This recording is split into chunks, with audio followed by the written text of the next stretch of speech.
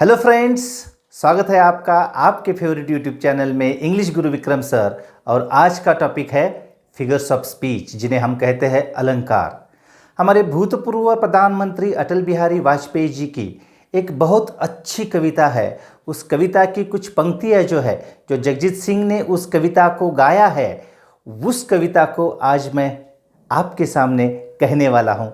ध्यान से सुनिए। अर्ज किया है, बुझ गई तपते हुए दिल की अगन, सांझ ने चुपचाप ही पीली जलन, रात झुक आई पहन उजला वसन, प्राण तुम क्यों मौन हो कुछ गुनगुनाओ, चांदनी के फूल तुम मुस्कुराओ। वाह, क्या बात है। सांझ ने चुपचाप ही पीली जलन, रात झुक आई पहन उजला वसन। सांझ को व्यक्ति रूप दिया है, रात को व्यक्ति रूप दिया है, सांझ को और रात को पर्सोनिफाई किया है। चांदनी के फूल तुम मुस्कुराओ, चांदनी के फूल से कवि डायरेक्ट बात कर रहा है। और ये जो डिवाइसेस है, ये जो टेक्निक्स है, इन्हें हम कहते हैं अलंकार, और इंग्लिश में इन्हें कहते हैं फिगर्स ऑफ स्पीच। क्या होती है figures of speech? Figures of speech is a departure from ordinary form of expression. It is the use of heightened form of expression. देखिए, आसानी में बताता हूं। फिगर्स ऑफ स्पीच या अलंकार क्या होते हैं? जो हमारी रोजमर्रा की जो भाषा होती है, उस भाषा से दूर जाकर उस भाषा के उच्च स्वरूप का इस्तेमाल करें, उस भाषा की खूबसूरती को बढ़ाने वाले एक्सप्रेशन का इस्तेमाल करें। जो लाइन्स इन द पोएम है, उनको खूबसूरत बनाने के लिए, उनका सौंदर्य बढ़ाने के लिए कवि जिन तंत्रों का इस्तेमाल करता है, उसे हम कहते हैं फिगर्स ऑफ स्पीच। आसान लैंग्वेज में figures of speech are an effective and impressive way of telling something. कोई भी चीज़ ज़्यादा इफेक्टिव, ज़्यादा इम्प्रेसिव लैंग्वेज में बतानी हो तो फिगर्स ऑफ स्पीच का इस्तेमाल किया जाता है। और आज हम इंग्लिश लैंग्वेज में जो सबसे ज़्यादा यूज़ की जाती है, ऐसी 25 फिगर्स ऑफ स्पीच के बारे में जान लेते हैं। तो चलिए देखते हैं। Let's start our discussion with simple and easy figures of speech first. Later we will go to the difficult ones. Alliteration, repetition, simile and metaphor. इनके बारे में पहले डिस्कस करता है। What is alliteration? The initial sound of the successive words is repeated. एक के बाद एक आने वाले जो शब्द होते हैं, उनका जो शुरुआती ध्वनि है, उसको रिपीट किया जाता है। खड़क सिंह के खड़कने से खड़कती है खिड़कियाँ, खिड़कियों के खड़कने से खड़कता है खड़क सिंह। जी हाँ, अगर एक के बाद एक आने वाले जो शब्द है, उनका ध्वनि, उनका साउंड रिपीट हो रहा है। देखिए, मैं क्या कह रहा हूँ, साउंड, लेटर नहीं, उनका साउंड, उनका स्पेलिंग नहीं, उनका प्रोनाउंसिएशन, उनका उच्चारण जो है, उसका जो ध्वनि है, वो अगर सेम है तो एलिट्रेशन हो जाएगा। For example, he hit his head on the beam. H H H, इसकी तरफ हमें नहीं ध्यान देना है, हमें ध्यान देना है उसके प्रोनाउंसिएशन पर। ही हिट हिज, ही का जो ध्वनि है, अगर वो रिपीट हो गया है तो फिगर ऑफ स्पीच हो गई एलिटरेशन। और एक एग्जांपल देखिए, दे न्यू एड्रेस। यहां पे देखिए भाइयों, न्यू का स्पेलिंग क्या है? पहले न्यू का स्पेलिंग है KNEW और दूसरे न्यू का स्पेलिंग है NEW। तो स्पेलिंग का जो बिगिनिंग है वो समान नहीं है, लेकिन उनका उच्चारण जो है वो सेम है, न्यू। अगर उच्चारण एक जैसा हो, क्रमगत शब्दों का उच्चारण एक जैसे हो, तो उसे हम कहते हैं एलिटरेशन। एलिटरेशन की बड़ी बहन है रिपीटिशन। रिपीटिशन मतलब क्या? द होल वर्ड, फ्रेज और सेंटेंस इज रिपीटेड। पूरा शब्द, पूरी फ्रेज और पूरा वाक्य जो होता है उसे रिपीट करते हैं। उदाहरण के तौर पे, is this your joy, O bird see see bird I fly. देखिए, इज दिस इस फ्रेज का रिपीटिशन हो गया है, सी का रिपीटिशन हो गया, तो ये फिगर ऑफ स्पीच हो गई रिपीटिशन। और दूसरा एग्जांपल लीजिए, son I am so happy to see you settled so good. Son good, ये जो है रिपीटिशन है, तो फिगर ऑफ स्पीच हो गई रिपीटिशन। रिपीटिशन की स्पेलिंग की तरफ ध्यान दीजिए, क्योंकि रिपीटिशन का स्पेलिंग जो है उसमें ए नहीं आता, रिपीट के स्पेलिंग में ए आता है, REPEAT, लेकिन रिपीटिशन का स्पेलिंग क्या होता है, REPETITION, ए नहीं आता, तो गलती हम नहीं करने वाले। रिपीटिशन का और एक एग्जांपल देखिए, नो, नेवर से नो। ये पूरा जो वर्ड है नो, ये बहुत बार हमने रिपीट किया है, तो फिगर ऑफ स्पीच हो गई repetition. Third figure of speech, simile. What is simile? Two objects are compared and they are said to have similar qualities. In simile two objects, दो ऑब्जेक्ट का कंपैरिजन किया जाता है और उनमें कुछ तो सेम है ऐसे कहा जाता है, उनकी जो क्वालिटीज है उनमें कुछ तो सिमिलरिटी है, ऐसा जब कहा जाता है तो सिमिली होती है। देखिए सिमिली में हमेशा as, like, as, so as, इन शब्दों का इस्तेमाल किया जाता है। चांद जैसे मुखड़े पे बिंदिया सितारा, चांद जैसा मुखड़ा, एक मुखड़ा कैसा है, चांद जैसा, दोनों की जो क्वालिटी है, खूबसूरती जो है, उसका जो कंपैरिजन किया है, ये हो गई सिमिली, ये हो गई सिमिली। इंग्लिश में अगर हम देखें तो ही प्लेज लाइक तेंदुलकर, वो कैसे खेलता है, तेंदुलकर के जैसा खेलता है। Kashmir is like heaven, Kashmir कैसा है, स्वर्ग के जैसा है। ये जो है ये हो गई सिमिली, ये हो गई सिमिली।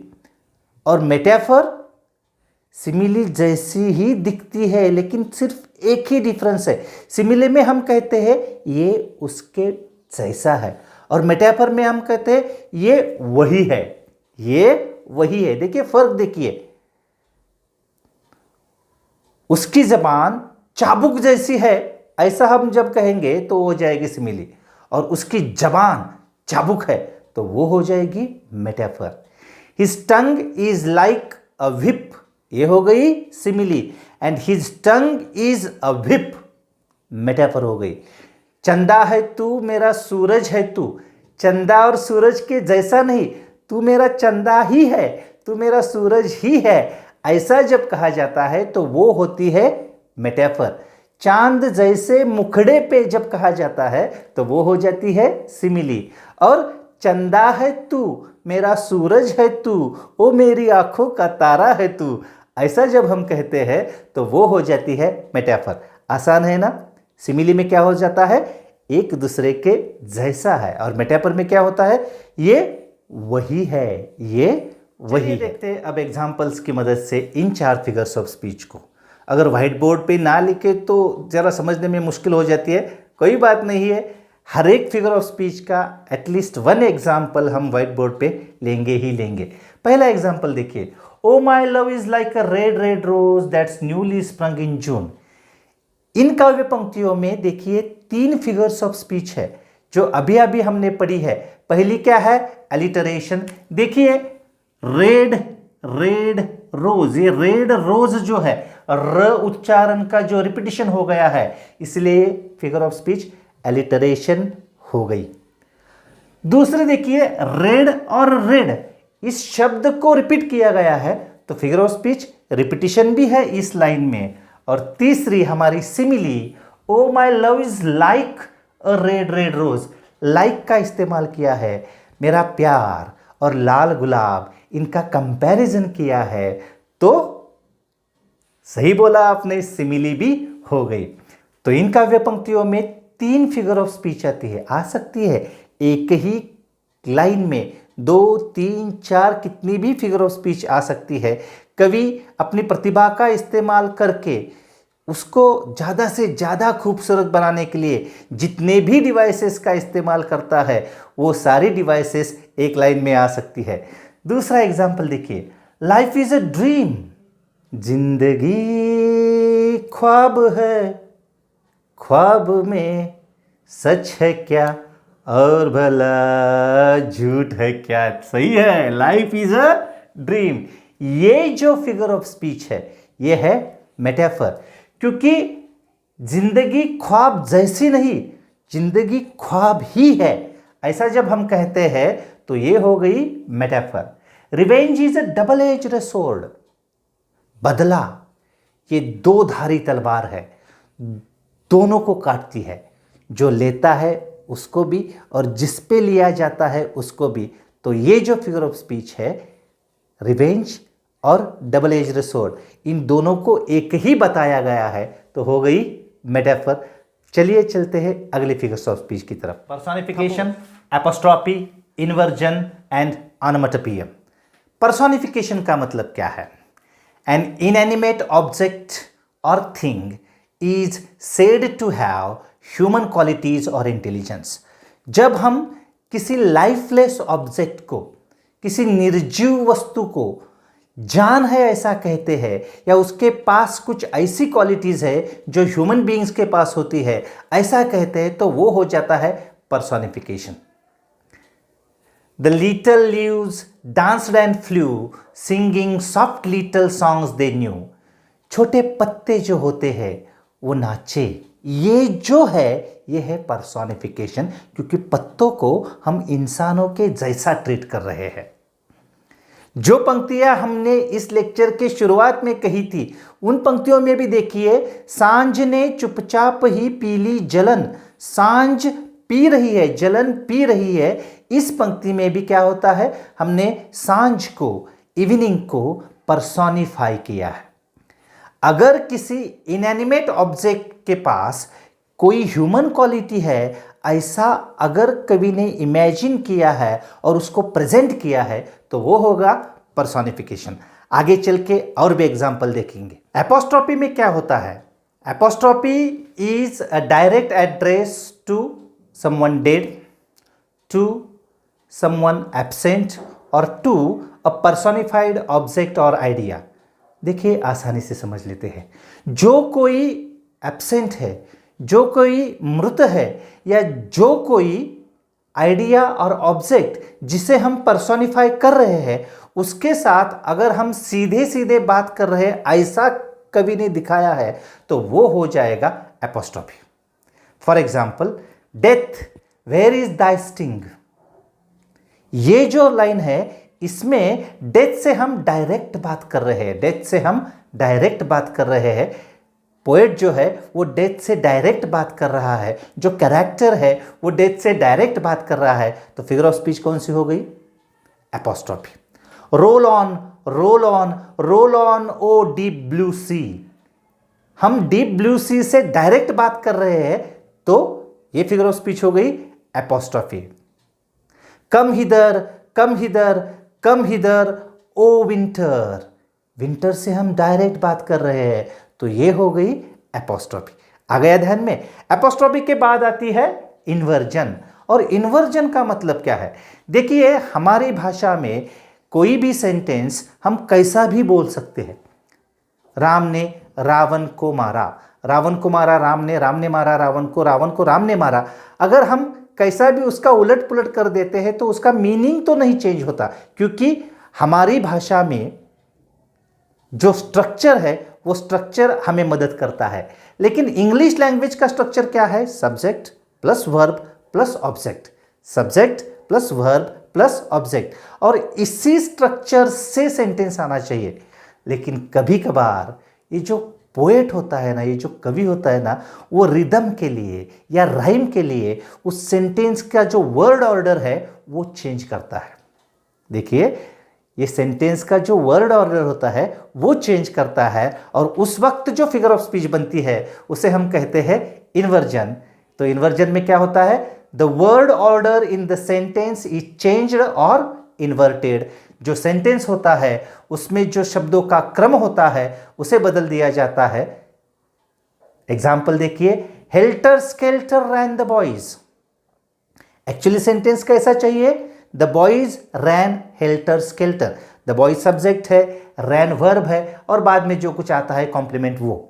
लेकिन कवि ने कैसे लिखा है? Helter skelter ran the boys. कवि ऐसा लिख सकता है क्योंकि वो कवि है, क्योंकि उसे रिदम पाना है, क्योंकि उसे राइम पाना है। और इसलिए अगर कवि वर्ड के ऑर्डर को चेंज करता है सेंटेंस में तो वो हो जाती है इन्वर्जन, ऑनोमेटोपोइया। स्पेलिंग देखिए, स्पेलिंग क्या है? ONOMATOPOEIA, लेकिन उसका उच्चारण क्या है? उसका प्रोनाउंसिएशन क्या है? ऑनोमेटोपोइया, ऑनोमेटोपोइया, ऑनोमेटोपोइया। हाँ, अब नहीं गलती करेंगे आप। तो ऑनोमेटोपोइया मतलब क्या? कुछ कुछ लोगों को ना म्यूजिकल बोलने की आदत होती है। वो हर वक्त उनके बोलने में हमें कुछ ऐसे शब्द सुनाई देते हैं कि जो शब्द ध्वनि को रिप्रेजेंट करते हैं। तो ऑनोमेटोपोइया की डेफिनेशन क्या हो गई? In onomatopoeia the words represent the sound, the words represent the sound. शब्द जो होते हैं वो ध्वनि दिखाते हैं, वो साउंड दिखाते हैं। For example, the open window shuts with a bang, the open window shuts with a bang. Bang ये जो वर्ड है ये है ऑनोमेटोपिक वर्ड, और ये जो फिगर ऑफ स्पीच जो है वो हो गई ऑनोमेटोपोइया। ये फिगर ऑफ स्पीच हो गई ऑनोमेटोपोइया। तो अभी इन्हीं चार ही फिगर्स ऑफ स्पीच के बारे में व्हाइट बोर्ड पे लिख के समझ लेते हैं उनके examples. Death lays his icy hand on kings. इस सेंटेंस में देखिए हमने डेथ को पर्सोनिफाई किया है, और वो डेथ जो है उसके पास ह्यूमन क्वालिटी है, उसके हाथ है, आइसी हैंड्स है, और उसके आइसी हैंड्स हर एक पे वो डालता है। तो ये फिगर ऑफ स्पीच हो गई पर्सोनिफिकेशन, क्योंकि डेथ को हैंड्स है ऐसा हम कह रहे हैं, और डेथ राजाओं पे अपना जो हाथ है, अपना जो पंजा है वो कस देती है, किसी को नहीं बख्शती, वो चाहे राजा हो या आम आदमी हो। तो ये फिगर ऑफ स्पीच हो गई personification. The cuckoo flies with the forecast of rain. Cuckoo flies with the forecast of rain. कोयल जो है वो बारिश का संकेत दे रही है, पूर्व संकेत दे रही है। तो संकेत देने की, पूर्व संकेत देने की जो ह्यूमन क्वालिटी है वो किसके पास है? कोयल के पास है। तो कोयल को हमने क्या किया है? पर्सोनिफाई किया है। फिगर ऑफ स्पीच हो गई personification. Goodbye my dear old home. मेरे प्यारे पुराने घर, बाय बाय। हम अपने घर से बात कर रहे हैं, डायरेक्टली बात कर रहे हैं, तो ये हो गई apostrophe. O grave where is thy victory. ये सेंटेंस हैमलेट के उसी सेंटेंस का अगला भाग है। Death where is thy sting उसी का अगला भाग है। यहां पे ग्रेव से डायरेक्ट बात की गई है, ग्रेव से डायरेक्ट बात की गई है, तो ये हो गया apostrophe. Inversion, in when is all word play. शब्दों का जो सारा खेल है वो व्यर्थ है। एक्चुअली सेंटेंस क्या होना चाहिए? All word play is in when, लेकिन कवि जो है उसने उसे इन्वर्ट किया है, वर्ड ऑर्डर को चेंज किया है, तो ये फिगर ऑफ स्पीच हो गई inversion. Soft and thick the snow ले। सेंटेंस क्या होना चाहिए? द स्नो ले सॉफ्ट एंड थिक, लेकिन सेंटेंस का वर्ड ऑर्डर जो है वो चेंज किया है, फिगर ऑफ स्पीच हो गई inversion. Down they came fluttering one and all. इस सेंटेंस में देखिए दो फिगर्स ऑफ स्पीच का यूज किया गया है, दो इंपॉर्टेंट फिगर्स ऑफ स्पीच का। ये जो फ्लटर है, फ्लटर जो पत्तों की फड़फड़ाने की आवाज है, फ्लटर, वो आवाज सजेस्ट करता है, तो ये क्या हो गया? ऑनोमेटोपोइया। क्या हो गया? ऑनोमेटोपोइया। और डाउन दे केम, एक्चुअली सेंटेंस कैसा होना चाहिए? दे केम डाउन, तो इन्वर्जन भी है और ऑनोमेटोपोइया भी है। चलिए अगली चार फिगर्स ऑफ स्पीच देखेंगे। क्लाइमैक्स, एंटी क्लाइमैक्स, हाइपरबली और आयरनी। क्लाइमैक्स, अगर आइडियाज को असेंडिंग ऑर्डर से बताया गया है, उनको प्रेजेंट असेंडिंग ऑर्डर से किया गया है, तो वो हो जाता है क्लाइमैक्स। सबसे छोटी चीज पहले, उससे बड़ी, उससे बड़ी और उससे बड़ी, तो हो गया क्लाइमैक्स। और बड़ी, छोटी, छोटी, उससे भी छोटी, उससे भी छोटी, तो हो गया एंटी क्लाइमैक्स। डेफिनेशन पहले देखते हैं क्लाइमैक्स और एंटी क्लाइमैक्स का। The ideas are presented in ascending order in climax and the ideas are presented in descending order in anticlimax. Ascending increasing, बढ़ता हुआ, और descending डिक्रीजिंग, घटता हुआ। अगर उन आइडियाज की साइज या उन आइडियाज का इंपॉर्टेंस असेंडिंग ऑर्डर में है, इंक्रीजिंग ऑर्डर में है, बढ़ते हुए ऑर्डर में है, तो वो हो जाएगा climax. He soar by the leaves, the trees, the moon and the sun, बढ़ते गया ना, तो हो गया क्लाइमैक्स। और यही सेंटेंस अगर उल्टा बता दिया, he soar by the sun, the moon, the stars, the green leaves, तो हो गया एंटी क्लाइमैक्स। और एक सेंटेंस देखिए, he came, he spoke and he won the hearts, climax हो गया। वो आया, वो बोला और उसने दिल जीत लिए। लेकिन अगर he came, he spoke and he was beaten, वो आया, वो बोला और उसने मार खाई, तो वो हो गया एंटी क्लाइमैक्स। अगर बढ़ता हुआ, चढ़ता हुआ क्रम है तो वो हो जाएगा क्लाइमैक्स, घटता हुआ अगर क्रम है तो वो हो जाएगी एंटी क्लाइमैक्स। हाइपरबली और आयरनी, एक जोक बताता हूँ आपको। एक लड़का था, वो अपने दोस्त से कहता है, मेरे दादाजी ने इतना बड़ा बैंगन लगाया था, इतना बड़ा बैंगन लगाया था कि वो बैंगन खेत से घर लाने के लिए 4 बैल लगाने पड़े और 2 गड्डियाँ लगाने पड़ी। दूसरा लड़का कहता है, ये तो कुछ भी नहीं, अरे मेरे दादाजी ने इतना बड़ा पतीला बनाया था कि उस पतीले के अंदर बैठकर 100 आदमी 1 महीने के लिए उससे बना रहे थे। पहला लड़का बोलता है, अरे रे रे, इतना बड़ा पतीला किस लिए? दूसरा बोलता है, तेरे दादाजी का बैंगन पकाए किसमें? ये जो फिगर्स ऑफ स्पीच है, जो पहला बोलता है वो है हाइपरबली, एग्जैजरेशन, बढ़ा चढ़ा के बोलना। और जो दूसरा बोलता है उसे हम कहते हैं आयरनी। आयरनी मतलब व्यंग कसना, या सेंटेंस का जो मीनिंग होता है वो एक्चुअल मीनिंग से एग्जैक्ट अपोजिट होता है। जो दिखता है मीनिंग, वो मीनिंग और एक्चुअल मीनिंग ये एग्जैक्टली अपोजिट होते हैं। चलिए पहले डेफिनेशन समझ लेते हैं और फिर बाद में उसके एग्जाम्पल्स ले लेंगे। तो पहले डेफिनेशन हाइपरबली की। Hyperbole is an obvious over statement. Over statement, बड़ी बात। कल ही मैंने एक प्लेन खरीद लिया। अरे ऐसे ही नहीं यार, प्लेन के लिए एयरपोर्ट भी बनाया है, थोड़ा ज्यादा हो रहा है ना, इसे कहते हैं हाइपरबली।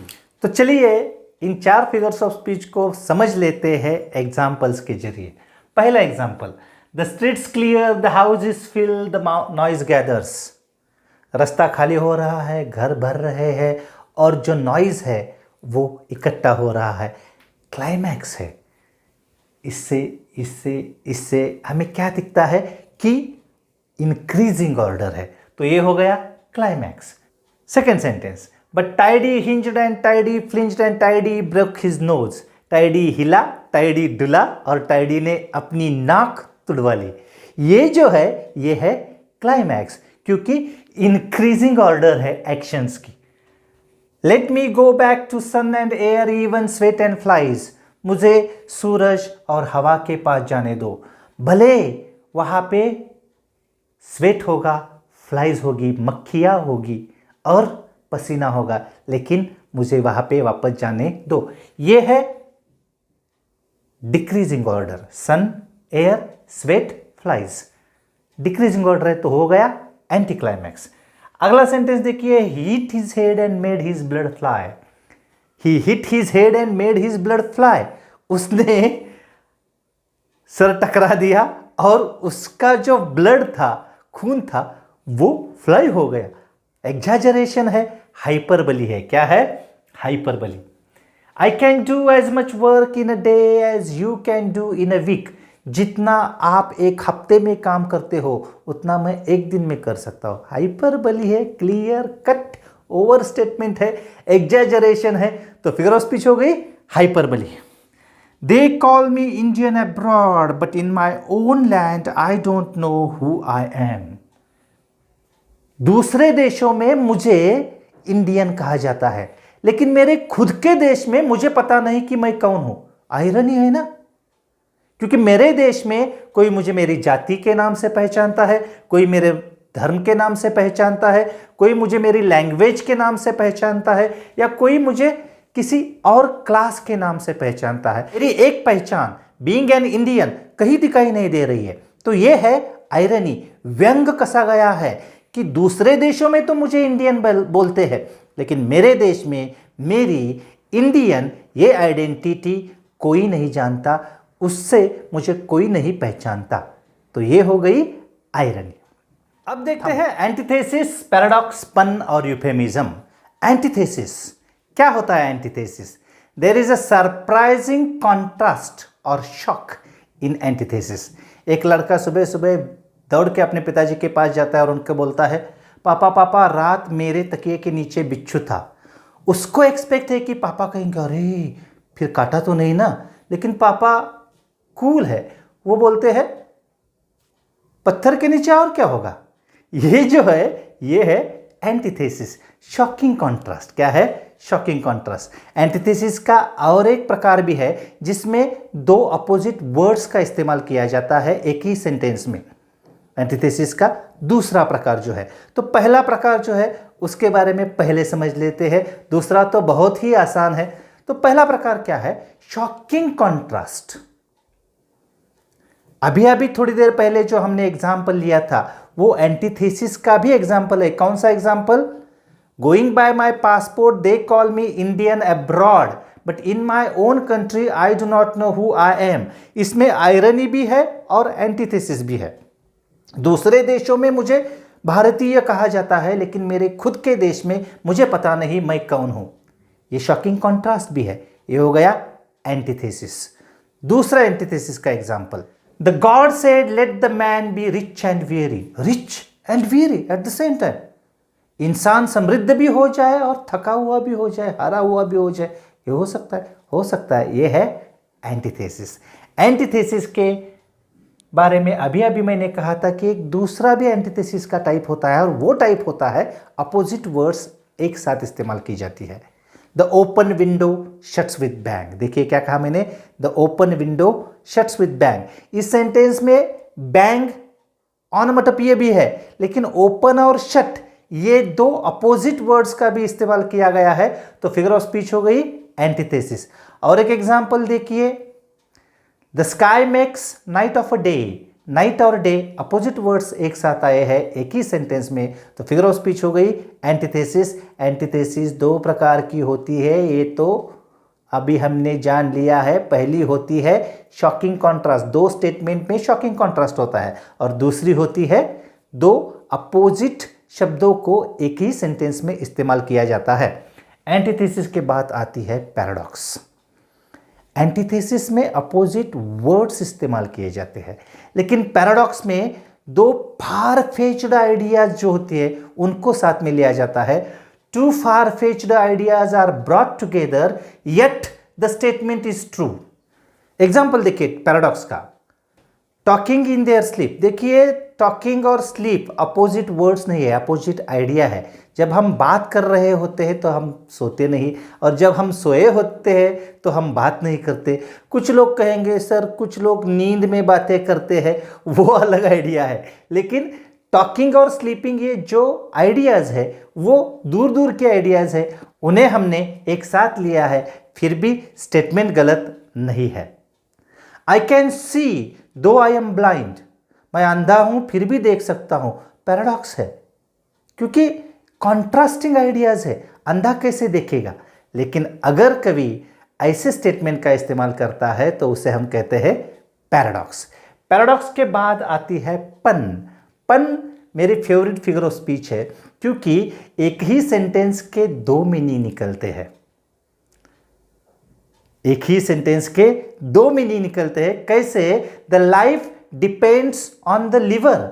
यहां पे लिवर के दो मतलब है। देखिए लिवर हमारा ऑर्गन, लिवर, उस पे जिंदगी डिपेंडेंट रहती है, और दूसरा मीनिंग लिवर जिंदगी जीने वाला।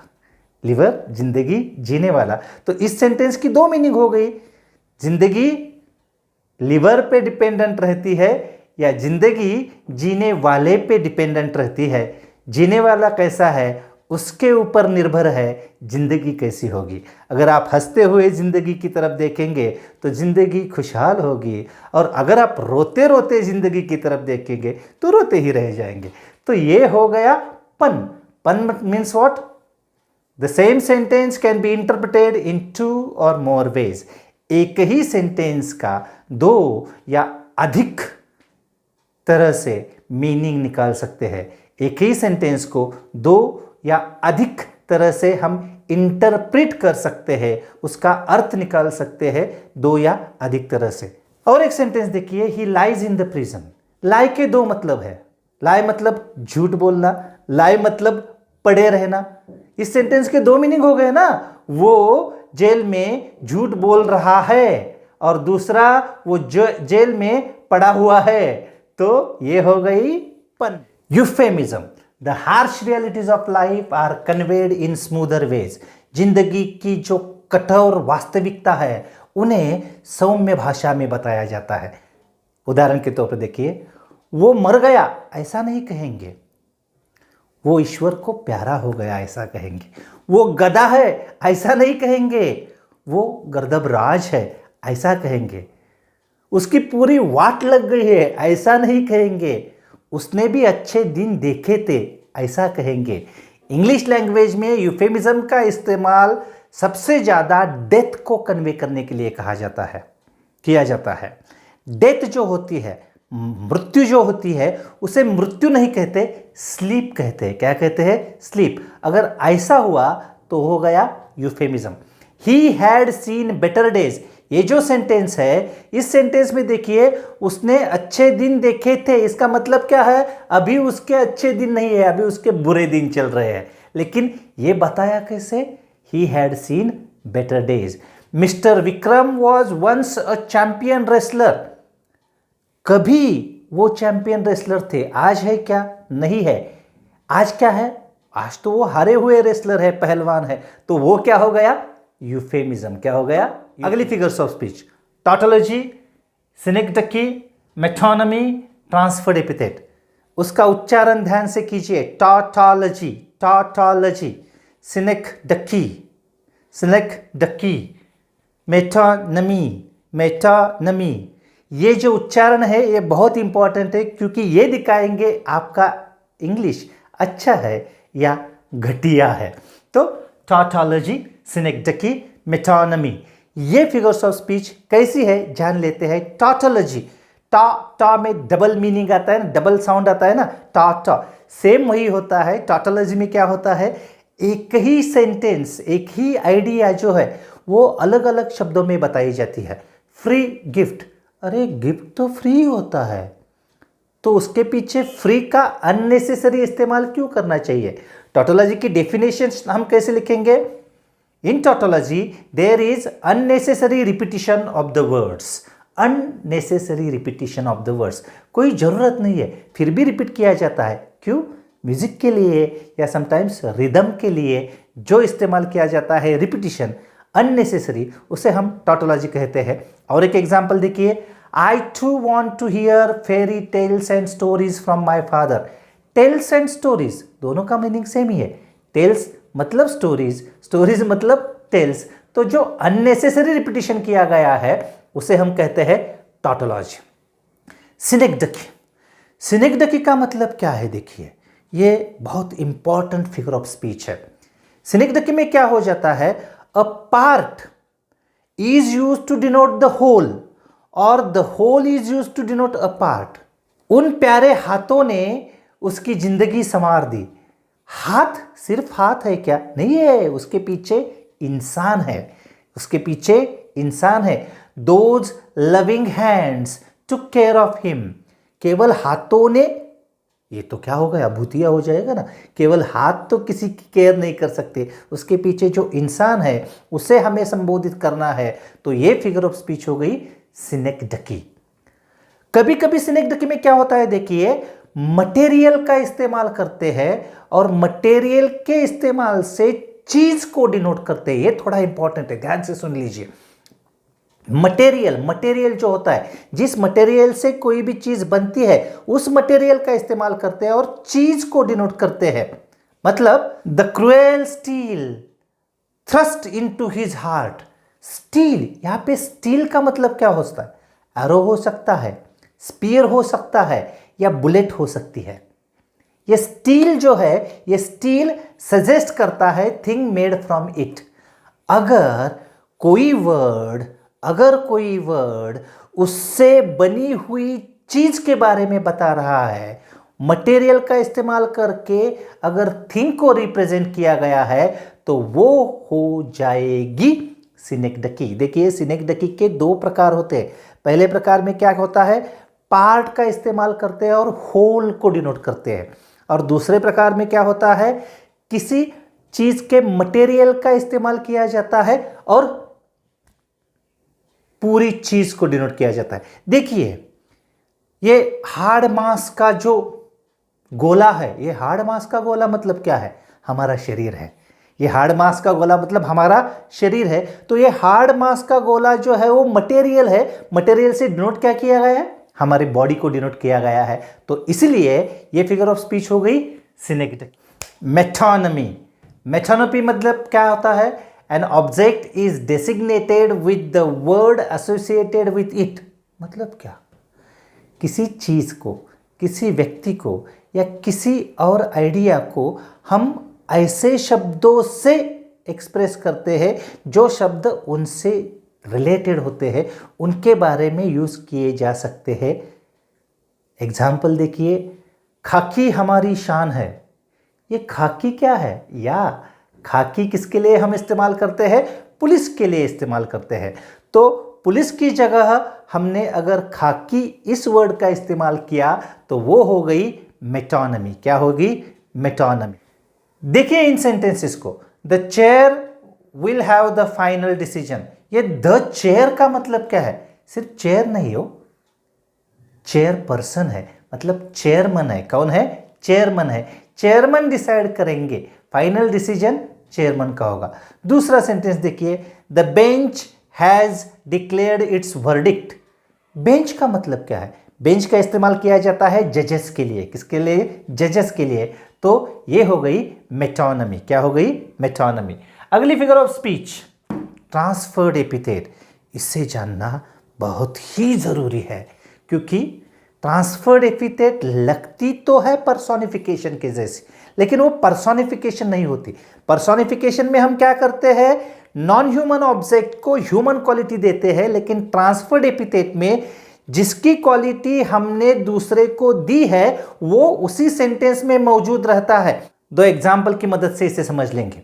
कैसे, देखिए, द प्लोमन होमवर्ड्स प्लॉट्स द वियरी वे। कौन टायर्ड है, कौन वियरी है, प्लोमन है, लेकिन हमने वो प्लोमन का एडजेक्टिव उठा के वे को चिपका दिया है। तो एक का एपिथेट, एडजेक्टिव जो है, वो दूसरे को हमने ट्रांसफर कर दिया है, इसलिए वो फिगर ऑफ स्पीच हो गई ट्रांसफर्ड एपिथेट। ध्यान से देखिए, द प्लोमन का जो एडजेक्टिव है वियरी, वो एडजेक्टिव हमने प्लोमन से उठा के वे के पहले रख दिया है, तो ये हो गई transferred epithet. The teacher threw an angry chalk. कौन एंग्री है, टीचर एंग्री है, चॉक एंग्री नहीं है, तो ये हो गई transferred epithet. I spent the whole night on a sleepless bed. Sleepless कौन था, मैं था, लेकिन मैंने सेंटेंस क्या इस्तेमाल किया है, I spent the whole night on a sleepless bed. मैंने बेड के पहले स्लीपलेस एडजेक्टिव का इस्तेमाल किया है, तो मैंने मेरा एडजेक्टिव, मेरा एपिथेट जो है वो बेड को ट्रांसफर किया है, इसलिए ये फिगर ऑफ स्पीच हो गई ट्रांसफर्ड एपिथेट। ध्यान दीजिए, पर्सोनिफिकेशन में क्या होता है, जिसकी क्वालिटी दी जाती है वो कहीं नहीं होता है। The leaves danced and flu. पत्ते नाचे, नाचने की जो ह्यूमन क्वालिटी है, कोई है क्या सेंटेंस में, नहीं है, लेकिन ट्रांसफर्ड एपिथेट में जिसकी क्वालिटी दी जाती है वो उस सेंटेंस में होता है। अगली figures of speech, epigram. Epigram क्या होता है, एपिग्राम होता है एक short pointed but crisp sentence. Actually ये सेंटेंस एंटीथेटिकल होता है, अपोजिट आइडियाज का इस्तेमाल किया गया होता है इसमें। एपिग्राम एंटीथेसिस का ही एक टाइप है। एपिग्राम में जो सेंटेंस इस्तेमाल किया गया होता है वो एंटीथेटिकल आइडियाज को प्रेजेंट करता है और एक सरप्राइज क्रिएट करता है। Epigram create surprise. Epigram attracts attention, और you can say that epigram arrests attention। तो हमारी एपिग्राम की डेफिनेशन क्या हो गई? Epigram is an antithetical statement creating surprise and attracting attention. देखिए एग्जाम्पल की जरिए से हम समझ लेते हैं। The child is the father of the man. यहां पे देखिए child is the father of the man, contrasting statement है।